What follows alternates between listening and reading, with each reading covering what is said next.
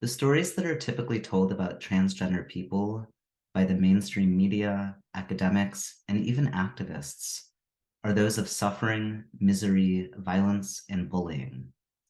We decided to change that by studying trans joy, by which we mean the joy of being transgender. Although it's vital to highlight oppression and inequality, those are not the only experiences that people from marginalized groups have. It is important to talk about trans joy so that we can recognize the wide range of trans experiences, acknowledging the full spectrum from misery to joy.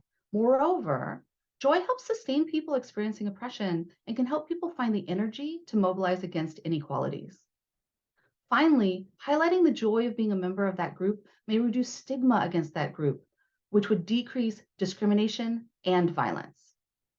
To study trans joy, we interviewed a diverse group of 40 trans folks about their experiences in everyday life and asked them, what do you find joyful about being trans?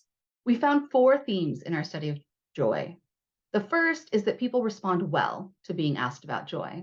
Despite the fact that most of the interviewees had never been asked what they found joyful about being trans, over 80% of them were able to answer the question easily, and the other 20% were able to answer after a bit of thought.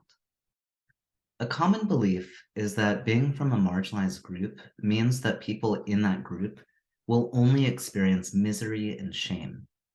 Our second key finding challenges that belief, as the majority of our interviewees said that they found joy in being members of a marginalized group. Aaron, a 53-year-old white trans man, explained, I think overall my trans experience has been joyful. I wouldn't trade coming out or coming to terms with gender stuff. I've never really thought about oh, life would be so much easier if I was cis. Because I think about all the stuff I would miss, all the questions and opportunities and people and experiences it opens up for me. Our third main finding is that trans people found that their quality of life improved after coming out as trans. Almost half the people we interviewed explicitly said that their life was better now than it was before they identified as trans.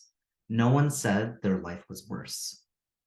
There are a lot of conversations happening about the relationship between being trans and heightened risks for low self-esteem, self-harm, and suicidal ideation. Laurel and I understand that these are serious risks, but what we also want to note from our study is that emphasizing risk and harm feeds into the idea that that makes up the entirety of trans experience. A lot of folks we interviewed said that being trans increased rather than decreased their self-confidence, it lessened self-harming behaviors, and brought about more body positivity. As Nico, a 31-year-old Black genderqueer person, put it, you know how there's the saying when people come into their own? After coming out as trans, there's just a different way of walking in the world, a different way of seeing the world. Sitting with yourself in a way that feels powerful and right and peaceful and bold. The final key theme that appeared over and over again with the interviews was the connection with others that was facilitated by being part of a marginalized group.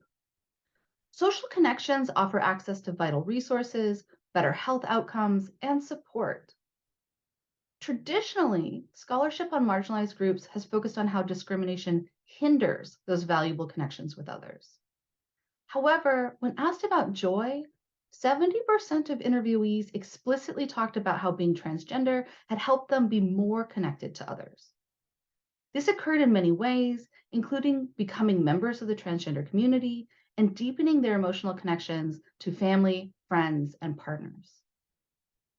For example, when asked about the joy they found in being transgender, Julian, a 31-year-old Latinx genderqueer person, said, kindness, looking out for people, almost like family.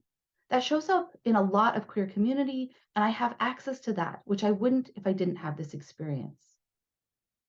There are so many consequences of not studying joy, and so much is lost when we only focus on problems, inequalities, and miseries.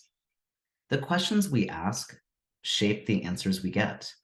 So if you only search for inequalities, you likely will only find inequalities. We're also concerned that only focusing on negative aspects of marginalized life may harm marginalized people because that becomes the only way we understand marginalized groups. And oppression and misery becomes magnified out of proportion.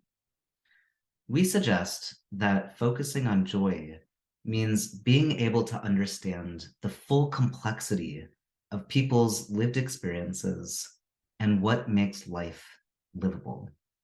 It's widely believed that the best way to reduce inequality is to bring attention to misery. However, our society has long told narratives about suffering, and yet we still have high levels of inequality. One way to reduce that inequality and make positive social change is by celebrating trans joy.